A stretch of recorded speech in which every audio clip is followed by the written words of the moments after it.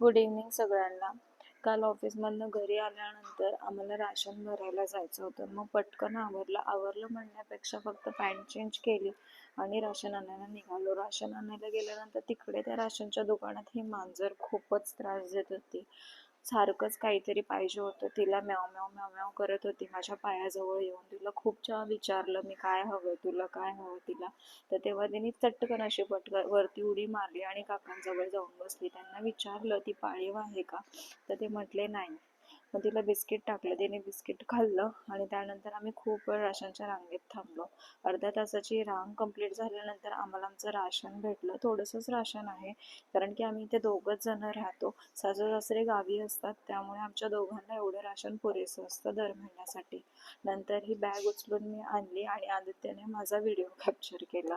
माझा अवतार खूपच घाण होता, पण उशीर झाला त्यामुळे मी तशीच निघाले होते. त्यानंतर मला फार भूक लागली होती आणि घरी जाऊन स्वयंपाक करून खायचा सुद्धा खूप कंटाळा आला होता.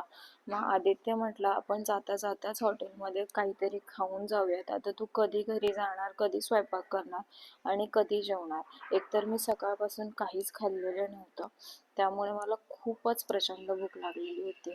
मग फायनली आमचं ठरलं की काळेवाडीमध्ये जे हॉटेल आहे तिकडे जाऊयात, पुष्पांजली हॉटेलला. मग आम्ही तिकडून निघालो. त्यानंतर आम्ही हॉटेलवरती पोहोचलो.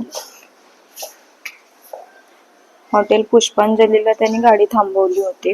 तिथे जेवण अगदीच मस्त आणि खूपच चविष्ट भेटतं, त्यामुळे आम्ही तिकडे गेलो होतो. आणि आमचं तर ते हॉटेल आता फेवरेटच झालंय गेल्या वेळेस गेल्यापासून. फक्त एकदाच आम्ही गेलो होतो, पण तिथली चव इतकी अप्रतिम होती की आम्ही आता त्या हॉटेलशिवाय दुसऱ्या हॉटेलमध्ये जाण्याचा विचार करत नाहीये. जेवण पूर्ण केल्यानंतर मग आम्ही निघालो आणि जाता जाता हा देखावा पाहिला. खूप सुंदर असा देखावा, लाईव्ह देखावा तिकडे चालू होता.